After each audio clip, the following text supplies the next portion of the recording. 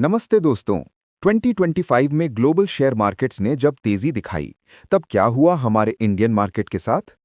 आज हम कंपेयर करेंगे ग्लोबल इंडाइसेस के रिटर्न्स वर्सेस इंडिया का बीएसई सेंसेक्स और निफ्टी 50।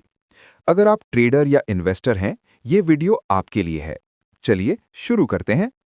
ग्लोबल मार्केट्स में कुछ इंडाइसेस ने बहुत अच्छा परफॉर्म किया है, जैसे KOSPI south Korea approx 53.5%, DAX, Germany, Europe, approx 36.0%.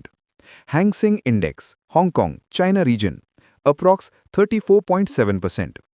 Europe और अदर ग्लोबल मार्केट्स जैसे stocks Europe 600, approx 25 to 30% rough range.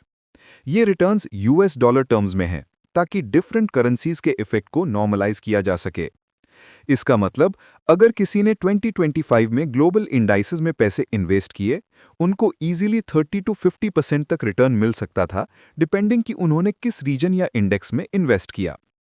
अब बात करते हैं इंडिया की। 2025 में इंडियन बेंचमार्क इंडाइसेस ने ग्लोबल पीयर्स के मुकाबले बहुत मॉडेस्ट रिटर्न्स दिए।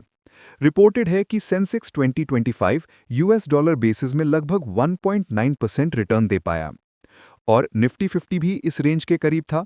मार्केट ने किसी तरह का ब्लो अवे परफॉर्मेंस नहीं दिया। ग्लोबल बेंचमार्क खुद को प्रूव नहीं कर पाया।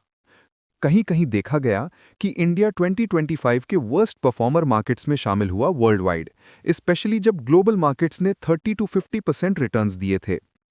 नोट, कुछ returns year to date YTD basis हैं। फुल कैलेंडर ईयर के लिए फाइनल नंबर स्लाइटली अलग हो सकता है। Why this gap? Short analysis.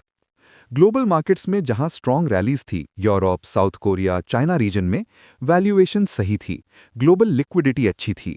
India में 2025 के दौरान कुछ चैलेंजेस रहे।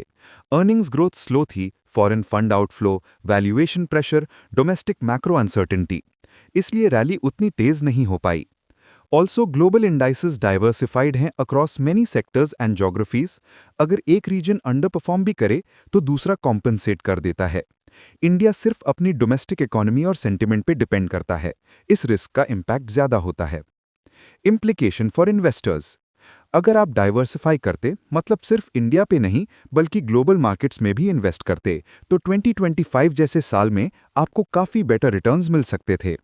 ये बात उन इन्वेस्टर्स के लिए इंपॉर्टेंट है जो लॉन्ग टर्म होल्ड करते हैं। ग्लोबल डाइवर्सिफिकेशन से रिस्क और रिटर्न दोनों बैलेंस होते हैं। लेकिन अगर आप इंडिया पे ही हैं, तो आपको सेक्टर्स, वैल्यूएशंस और कंपनीज केयरफुली देखनी होगी। हर कमबैक पॉसिबल है, बस सही सिलेक्शन जरूरी है। Conclusion and message. तो दोस्तों, 2025 ने क्लियरली दिखाया कि ग्लोबल मार्केट्स ने तेजी से रिटर्न दिया, इंडिया के मार्केट्स उस गैप को कवर नहीं कर पाए। लेकिन इसका मतलब ये नहीं कि इंडिया फ्यूचर में नहीं चलेगा। बस समझदारी से इन्वेस्ट करें, डाइवर्सिफाई करें और लॉन्ग टर्म सोच रखें। अगर आपको ये कंपैरिजन और डिटेल चाहिए, जैसे सेक्टर वाइज या मंथली रिटर्न्स, कमेंट करके बताओ, मैं ला दूंगा। वीडियो पसंद आए तो लाइक और शेयर करें और चैनल सब्सक्राइब करें। मिलते हैं अगले वीडियो में, तब तक के लिए सेफ इन्वेस्टिंग।